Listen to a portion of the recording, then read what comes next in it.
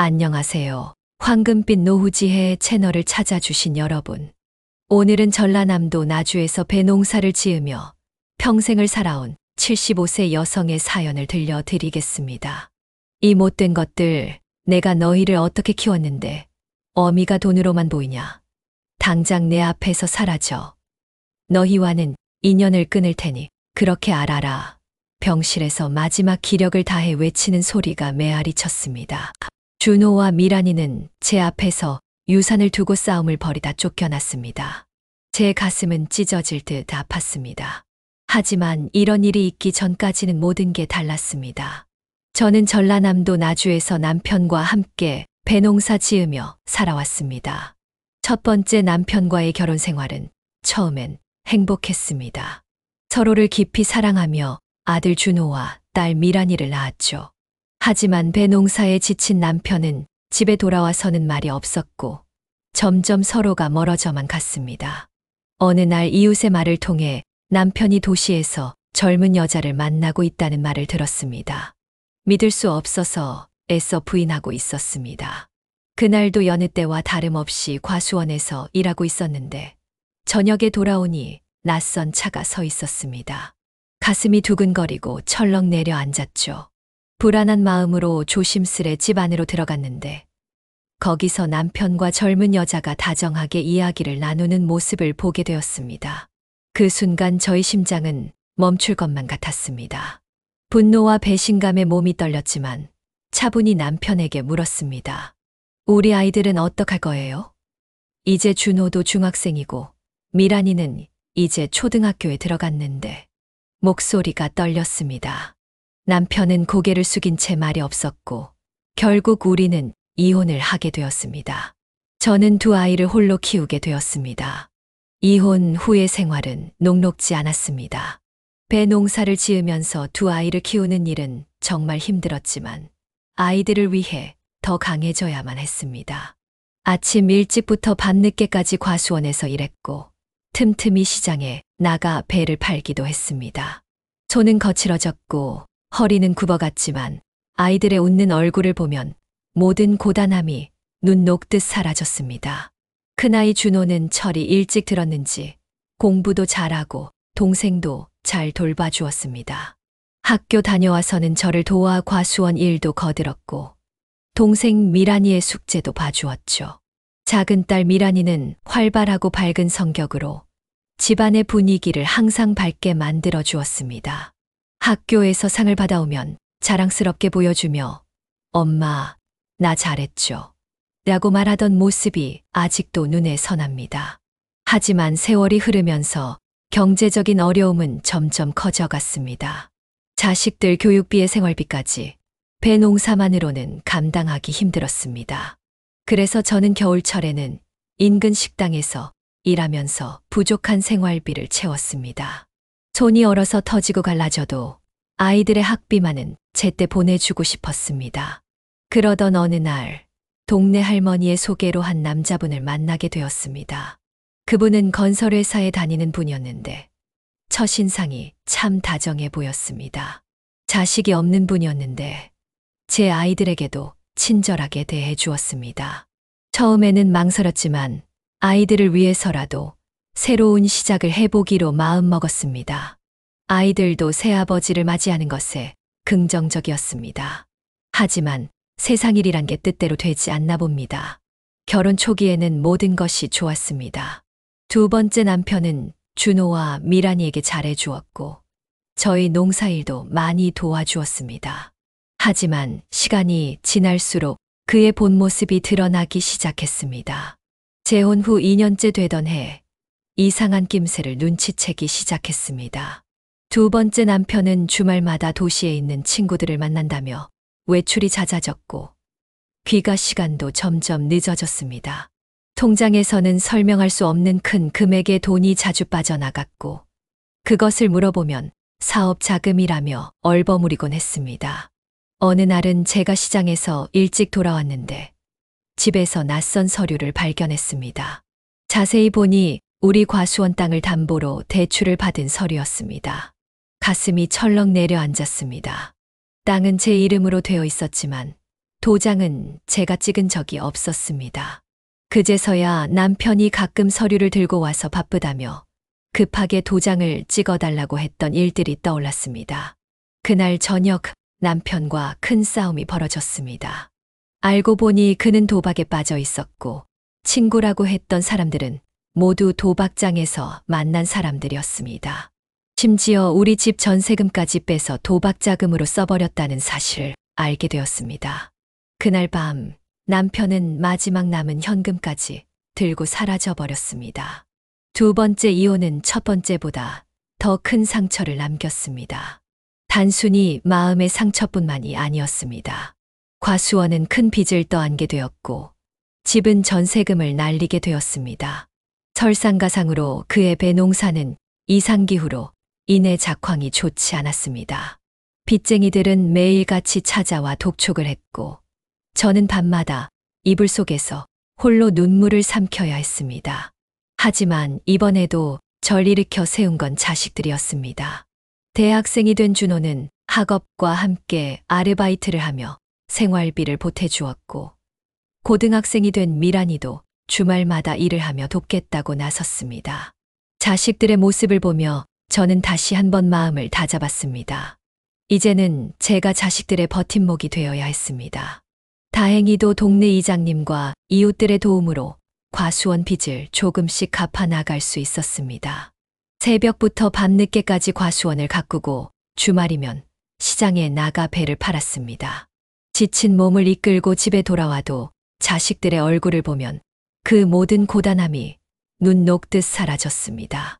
준호는 대학을 졸업하고 큰 기업에 취직했습니다.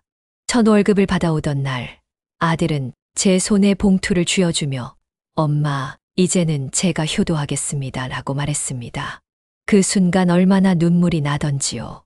미란이도 대학에서 경영학을 전공하며 장학금을 받았습니다. 두 자식이 이렇게 바르게 자라준 것이 제게는 가장 큰 기쁨이었습니다. 하지만 그때부터였을까요? 자식들의 마음이 조금씩 변해가기 시작한 것은 준호는 회사에서 승진을 거듭하며 돈을 모으기 시작했고 미란이는 대기업 공채에 합격해 안정된 직장을 갖게 되었습니다. 그러면서 점점 저를 찾아오는 횟수가 줄어들었고 전화도 뜸해졌습니다. 처음에는 바빠서 그러려니 했습니다. 젊은 사람들이 직장 생활하랴, 자기 삶 꾸려나가랴 쉽지 않을 거라 생각했거든요. 하지만 명절에조차 얼굴 보기가 힘들어졌습니다. 준호는 해외 출장이 잦다며 명절에도 오지 않았고 미란이는 남자친구와 여행을 간다며 발길을 끊었습니다.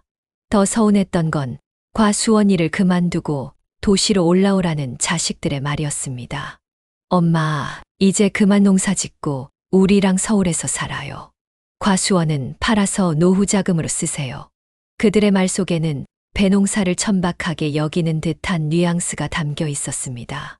평생을 일구어온 이 땅을 어떻게 그렇게 쉽게 팔 수 있단 말인가요? 그렇게 세월이 흘러 어느덧 저는 75이 되었고 두 아이는 모두 결혼을 하고 자신들만의 가정을 이루었습니다.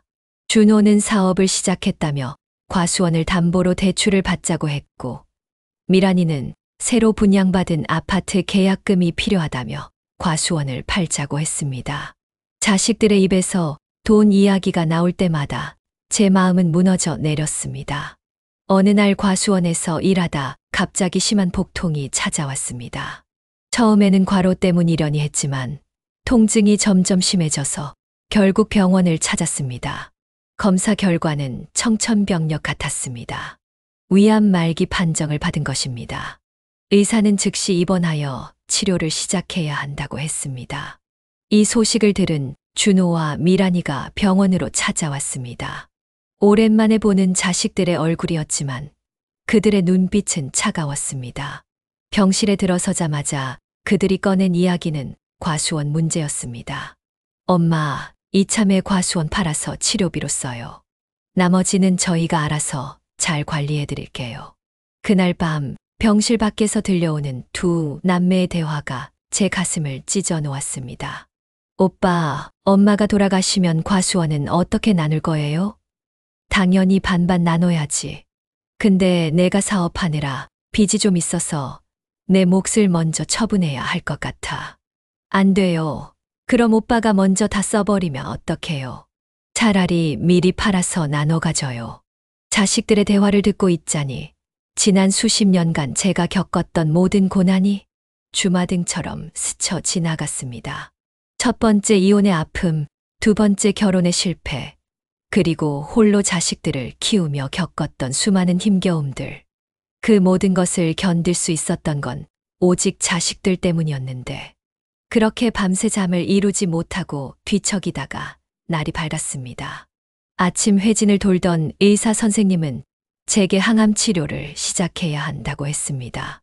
어머님, 지금이라도 치료를 시작하면 상태가 호전될 수 있습니다. 하지만 치료비가 많이 들 텐데. 의사의 말에 준호가 먼저 나섰습니다. 선생님, 돈 걱정은 하지 마세요. 과수원이 있으니까요. 그날 오후 준호와 미란이는 부동산 중개인을 데리고 왔습니다. 제 의견은 묻지도 않은 채 과수원 매각을 진행하려는 것이었습니다. 엄마, 이참에 다 정리하고 치료에 전념해요. 우리가 알아서 잘할게요. 하지만 전 고개를 저었습니다. 그 과수원은 단순한 땅이 아니었습니다. 제 젊은 날의 땀과 눈물이 고스란히 배어있는 제 인생 그 자체였습니다. 난 과수원을 팔지 않을 거야. 제 단호한 말에 두 남매의 얼굴이 굳어졌습니다. 준호는 화를 내기 시작했습니다. 엄마가 왜 이러세요? 치료비도 필요하고 이제 농사지을 형편도 안 되잖아요. 미란이도 거들었습니다. 맞아요, 엄마. 이제 그만 고집 부리시고 현실적으로 생각해요. 오빠 사업 자금도 필요하고 저도 새집 계약금을 마련해야 해요. 그 순간 제 마음 속 무언가가 확 식었습니다. 자식들의 눈에는 제가 보이지 않았습니다. 오직 과수원이라는 재산만이 보였던 거죠. 그들에게 전 이제 돈이 될 만한 것이 있는지 없는지만 가늠하는 대상이 되어버린 것입니다. 평생을 자식들을 위해 살아왔건만 그들은 이제 돈으로만 저를 판단하고 있었습니다. 그렇게 며칠이 지난 후 친조카인 영희가 병문안을 왔습니다. 영희는 어릴 적부터 저를 친어머니처럼 따랐던 아이입니다. 지금은 남편과 함께 인근 마을에서 작은 식당을 운영하며 살고 있죠. 이모, 많이 편찮으세요? 제가 매일 병원에 와서 이모 간호할게요. 영희의 진심 어린 걱정에 제 눈시울이 붉어졌습니다. 영희에게 자식들의 이야기를 털어놓았습니다. 과수원을 팔아달라고 조르는 준호와 미란이의 모습, 병실 밖에서 들었던 그들의 대화, 그리고 제 마음속 깊은 서운함과 배신감까지. 영희는 말없이 제 이야기를 들어주었습니다. 그러다 조심스레 입을 열었습니다. 이모, 제가 변호사 한 분을 알고 있는데 한번 상담해보는 게 어떨까요? 다음 날 영희가 데려온 변호사를 만났습니다. 변호사는 제 사정을 듣고는 진지한 표정으로 말했습니다. 어르신, 재산을 자식들에게 물려주는 것도 중요하지만 당신의 뜻대로 사용하실 권리가 있습니다. 평생 일구신 과수원을 의미 있게 쓰실 수 있는 방법을 찾아보는 건 어떨까요? 그날 밤 저는 오랜 시간 고민했습니다. 문득 젊었을 때 봉사활동을 했던 고아원이 떠올랐습니다. 그곳의 아이들은 제게 진심 어린 미소를 지어주었죠. 자식들이 보여준 차가운 욕심과는 달랐습니다. 그때 마음속에서 작은 불빛 같은 것이 반짝였습니다. 그래, 이제 알 것 같았습니다. 제가 해야 할 일이 무엇인지. 다음 날 아침 영희와 변호사를 다시 만났습니다. 변호사님, 제가 결심했습니다. 제 재산을 사회에 환원하고 싶어요. 제 말에 변호사는 고개를 끄덕였고 영희는 제 손을 꼭 잡아주었습니다.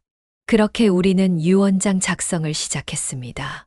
과수원을 팔아 그 돈을 고아원과 양로원에 기부하기로 했습니다.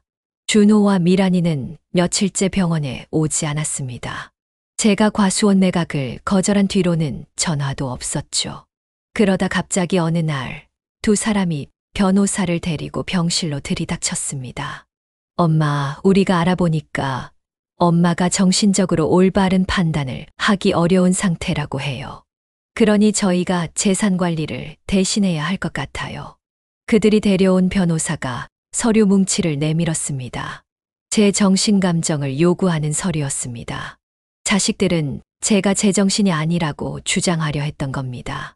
그때 마침 영희가 데려온 변호사님이 병실에 들어왔고 상황을 파악한 뒤 단호하게 말씀하셨습니다. 두 분, 어머님은 의사결정에 아무런 문제가 없으십니다. 오히려 매우 맑은 정신으로 현명한 판단을 하고 계세요. 준호가 버럭 화를 냈습니다. 누가 뭐래도 과수원은 우리 거예요. 엄마가 돌아가시면 우리가 당연히 상속받을 재산이라고요. 그때였습니다. 제가 힘겹게 자리에서 일어나 떨리는 목소리로 말했습니다. 너희들에게는 한 푼도 주지 않을 거다. 내가 평생 일군 이 재산은 정말 도움이 필요한 사람들에게 줄 거야. 그날의 충돌 이후 준호와 미란이는 제게 더욱 노골적인 적대감을 드러냈습니다. 심지어 병원 관계자들에게 찾아가 저희 어머니가 정신이 온전치 않으시니 면회를 제안해달라고 요청했다는 말도 들렸습니다. 하지만 의사 선생님은 오히려 제 편이 되어주셨죠. 두 분, 어머님은 매우 정상적인 판단력을 가지고 계십니다. 오히려 두 분의 행동이 염려스럽네요. 영희는 매일같이 병원에 와서 저를 돌봐주었습니다. 이모, 절대 마음 약하게 먹지 마세요.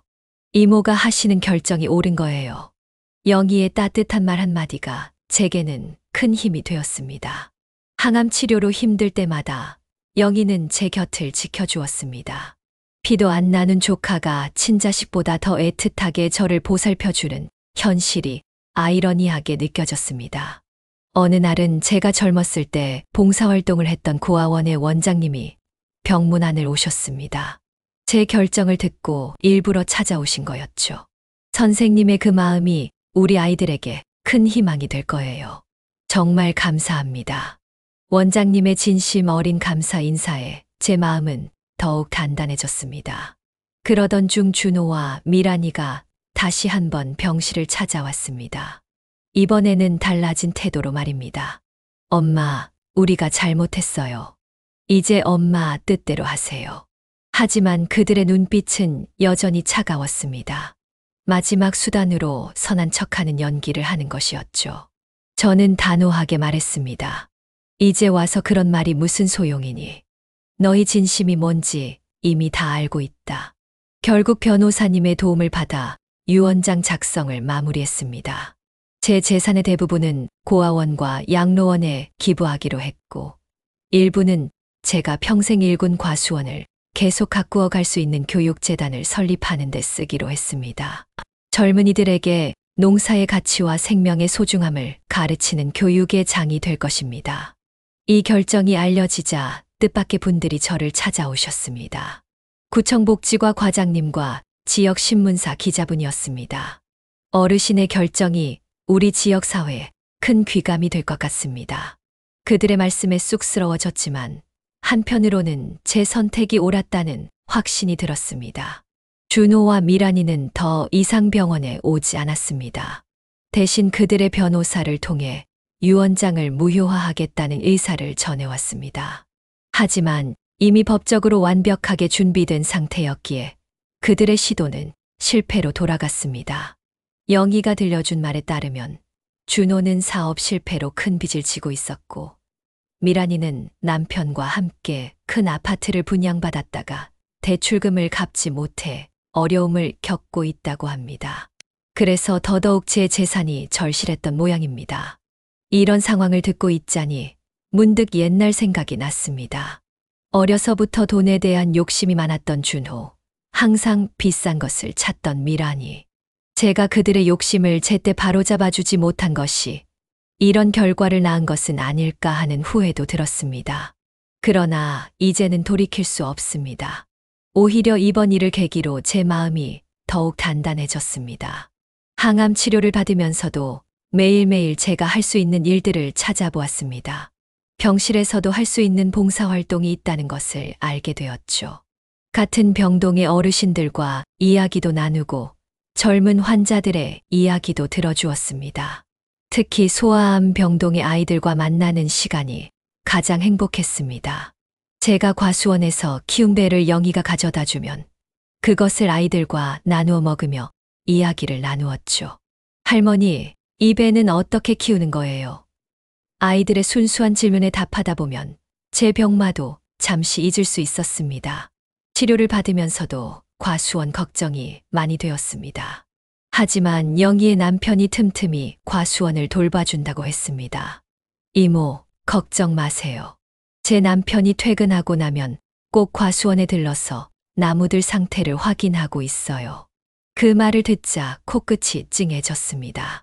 어느 날은 원장님이 고아원 아이들의 편지를 들고 오셨습니다. 제 소식을 들은 아이들이 직접 쓴 편지였습니다. 삐뚤빼뚤한 글씨로 쓴 할머니 빨리 나으세요. 우리랑 같이 배 따러 가요라는 글귀들이 제 마음을 따뜻하게 했습니다. 돈으로만 저를 바라보았던 자식들과 달리 이 아이들의 순수한 마음이 제게는 더 큰 위로가 되었습니다. 때로는 피보다 진한 것이 있다는 걸 이제야 깨닫게 된 것 같습니다. 병실에서 지내는 시간이 길어질수록 창밖으로 보이는 하늘이 더욱 애틋하게 다가왔습니다. 때마다 변하는 하늘빛을 보며 과수원의 배나무들도 이렇게 계절을 보내고 있겠구나 생각했습니다. 봄이면 꽃을 피우고 여름이면 열매를 키우고 가을이면 결실을 맺는 배나무처럼 제 인생도 그렇게 흘러왔던 것 같습니다. 영희는 매일 과수원 소식을 전해 주었습니다. 이모, 올해는 배가 특별히 더 탐스럽게 열렸대요.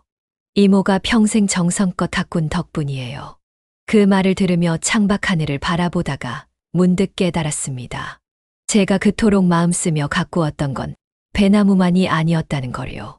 준호와 미란이도 그렇게 정성껏 키웠건만 그들의 마음속에는 욕심이라는 잡초만 자라나 버렸습니다. 어느 날은 담당 의사 선생님이 제 상태가 많이 호전되고 있다고 했습니다. 어르신, 정말 대단하세요. 이렇게 긍정적인 마음가짐을 가지신 분은 처음 봅니다. 하지만 저는 알고 있었습니다. 제가 이렇게 버틸 수 있는 건 이제는 더 큰 꿈이 생겼기 때문이라는 것을요. 제 재산이 좋은 곳에 쓰일 거라는 생각만으로도 힘이 났습니다. 치료를 받는 동안 병원 사회복지사 선생님과도 자주 이야기를 나누었습니다. 어르신께서 결심하신 일이 앞으로 많은 사람들에게 희망이 될 거예요. 특히 어르신의 과수원이 교육의 장이 된다는 계획이 정말 의미 있습니다. 그 말을 들으며 생각했습니다. 자식들은 버렸지만 앞으로 더 많은 사람들이 제 자식이 될 수 있겠구나 하고요. 하지만 암은 생각보다 더 빠르게 진행되었습니다. 통증이 심해질 때마다 영희는 제 손을 꼭 잡아주었습니다. 이모, 힘내세요. 저 있잖아요. 영희의 따뜻한 손길이 제게는 큰 위로가 되었습니다. 밤이면 찾아오는 통증에 잠을 이루지 못할 때도 영희는 밤새 제 곁을 지켜주었습니다. 어느 날 병실 밖에서 시끄러운 소리가 들렸습니다. 준호와 미란이가 다시 찾아온 것입니다. 엄마가 우리 재산을 다 기부한다고. 절대 안 돼. 우리가 가만히 있지 않을 거야. 하지만 이번에는 병원 측에서 먼저 나서서 그들을 제지했습니다. 환자를 위협하고 병원 질서를 어지럽힌다는 이유로 경고를 받고 쫓겨났죠. 그들이 떠난 후 간호사 선생님이 걱정스러운 표정으로 물었습니다. 어르신 괜찮으세요? 저는 오히려 담담하게 웃으며 대답했습니다.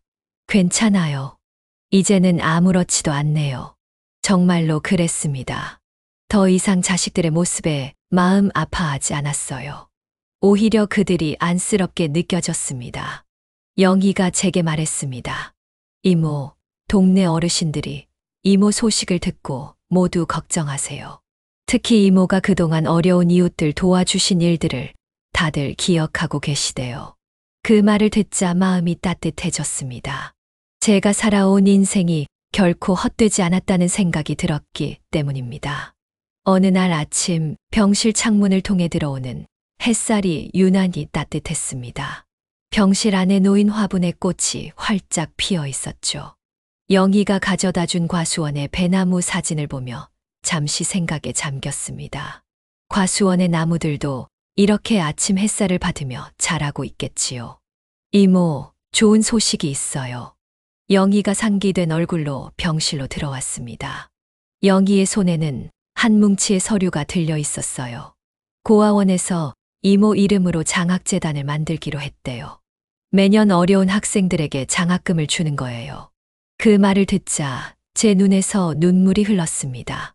그동안 제가 키워온 배나무들이 이제는 아이들의 꿈을 키우는 든든한 밑거름이 될 거란 생각에 가슴이 벅차올랐습니다. 준호와 미란이에게 주지 못한 사랑을 이제는 더 많은 아이들에게 줄 수 있게 된 것이죠. 하지만 몸은 점점 더 쇠약해져 갔습니다. 의사 선생님은 더 이상의 적극적인 치료는 어렵다고 했습니다. 이제는 통증 관리에 집중해야 할 때라고요. 영희는 그 말을 듣고 울었지만 저는 오히려 담담했습니다. 제가 해야 할 일들을 모두 마쳤다는 생각이 들었기 때문입니다. 이모, 준호 오빠랑 미란이 언니가 또 찾아왔다가 돌아갔어요. 영희의 말에 저는 고개를 끄덕였습니다. 이제는 그들이 와도 더 이상 마음이 아프지 않았습니다. 오히려 그들이 언젠가는 자신들의 잘못을 깨닫게 되기를 바라는 마음뿐이었습니다. 병실에 있는 제 침대를 아이들 병실이 있는 소아암 병동 근처로 옮기고 싶다고 했더니 의사 선생님이 흔쾌히 허락해 주셨습니다. 이제는 매일 아침 아이들의 웃음소리를 들으며 하루를 시작합니다. 때로는 아이들이 제 병실에 찾아와 이야기를 나누기도 합니다. 할머니, 우리 나중에 할머니 과수원에서 배 농사 배우고 싶어요. 한 아이가 해맑게 웃으며 말했습니다. 그 모습을 보며 생각했습니다. 제가 평생 일군 과수원이 이제는 이 아이들의 꿈터가 되겠구나. 자식들은 돈으로만 보았던 과수원을 이 아이들은 꿈과 희망으로 바라봅니다. 영희는 매일 병원에 와서 과수원 소식을 전해주었습니다. 이모, 이번에 수확한 배를 복지관이랑 고아원에 나눠드렸어요. 다들 너무 좋아하시더라고요. 제 과수원의 배들이 이웃들에게 기쁨이 된다는 소식을 들을 때마다 가슴이 따뜻해졌습니다. 어느 날은 동네 이장님이 찾아오셨습니다. 과수원을 교육의 장으로 만든다는 소식을 들었습니다. 우리 마을에 큰 자부심이 될 것 같습니다. 이장님의 말씀에 저는 미소를 지었습니다. 제가 평생 일궈온 이 땅이 이제는 더 큰 의미를 가지게 될 것이라는 생각에 뿌듯했습니다. 통증이 심해질 때면 간호사 선생님이 진통제를 놓아주십니다. 하지만 이상하게도 요즘은 통증보다는 평화로움이 더 크게 느껴집니다. 아마도 제가 내린 결정에 대한 확신이 이 통증까지도 이겨내게 해주는 것 같습니다. 그렇게 하루하루를 보내던 어느 날 아침 수간호사 선생님이 부푼 표정으로 제게 다가왔습니다. 어르신, 좋은 소식이 있어요. 방송국에서 어르신의 이야기를 다큐멘터리로 만들고 싶다고 하네요. 그 말을 들으니 조금 부끄러웠습니다. 아이고, 제가 뭐 대단한 일을 했다고. 하지만 PD님의 말씀은 달랐습니다. 어르신의 이야기가 우리 사회에 큰 울림을 줄 것 같습니다. 요즘 부모 재산을 두고 다투는 자식들이 많은데 어르신처럼 의미 있는 결정을 하신 분이 드물거든요. 저는 잠시 생각에 잠겼습니다. 제 이야기가 혹시라도 비슷한 상황에 처한 다른 부모님들께 작은 도움이 될 수 있다면 좋겠다는 생각이 들었습니다. 그날 오후 영희가 노트북을 가지고 와서는 인터넷 기사들을 보여주었습니다. 제 이야기가 여러 신문에 실렸더군요. 평생 일군 과수원을 사회에 기부한 75세 어르신, 자식 대신 이웃을 선택한 나주의 어머니 같은 제목들이었습니다. 기사를 읽던 중에 문득 준호와 미란이가 이 소식을 봤을까 하는 생각이 들었습니다. 아마도 그들은 더욱 분노하고 있겠지요. 하지만 이제는 그것조차 저를 아프게 하지 않습니다. 오히려 그들이 언젠가는 이 기사를 보면서 무언가를 깨닫게 되기를 조용히 기도합니다. 이제는 점점 병세가 깊어져 대부분의 시간을 눈을 감고 보내게 됩니다. 하지만 이상하게도 마음은 더욱 선명해지는 것 같아요. 아침이면 창문 너머로 들어오는 햇살이 더욱 따스하게 느껴지고 새들의 지저귀는 그 어느 때보다 청명하게 들립니다. 어제는 고아원 아이들이 단체로 병문안을 왔습니다. 아이들은 저마다 손바닥만 한 종이에 그린 그림을 들고 왔더군요. 배나무와 웃고 있는 제 모습을 그린 그림들이었습니다. 할머니, 빨리 나으세요. 우리랑 같이 배나무 보러 가요. 아이들의 순수한 목소리에 제 마음은 꽃처럼 피어났습니다. 영희는 매일 병실에서 자고 있습니다. 이모, 제가 있잖아요. 걱정 마세요. 그렇게 말하는 영희의 모습에서 문득 딸 미란이의 어린 시절이 겹쳐 보였습니다. 그때 미란이는 참 순수했는데 언제부터 돈이라는 것이 그 아이의 마음을 물들였을까요? 오늘은 담당 의사 선생님이 특별히 긴 시간 제 곁에 머물러 주셨습니다. 어르신, 정말 대단하세요. 이렇게 의미 있는 결정을 하시다니. 저희 의료진도 많이 배우고 있습니다. 의사 선생님의 말씀에 저는 그저 미소를 지을 뿐이었습니다.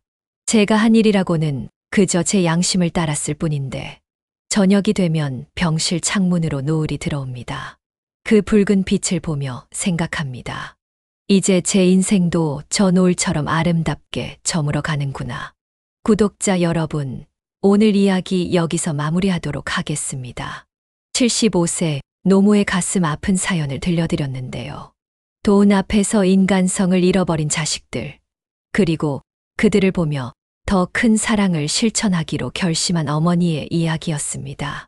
사람은 누구나 죽음을 앞두고 자신의 삶을 돌아보게 됩니다. 이 어머니는 마지막 순간에도 더 많은 이들을 위해 자신의 전 재산을 기부하는 결단을 내리셨습니다. 비록 자식들에게는 상처받았지만 더 많은 이웃들에게 희망이 되어주기로 하신 거죠. 여러분도 살아가시면서 이런 선택의 순간이 올 수 있습니다. 그때 이 어머니의 이야기가 작은 등불이 되어줄 수 있기를 바랍니다. 구독자 여러분, 오늘 영상은 여기까지입니다. 앞으로도 이런 감동적인 이야기로 찾아뵙도록 하겠습니다. 영상이 도움이 되셨다면 좋아요와 구독 부탁드립니다. 알림 설정도 해두시면 따뜻한 이야기를 가장 먼저 만나보실 수 있습니다. 댓글로 여러분의 생각도 꼭 들려주세요. 이런 선택을 하신 어머니께 응원의 메시지도 남겨주시면 감사하겠습니다. 다음 영상에서 또 뵙겠습니다. 황금빛 노후지혜였습니다. 감사합니다.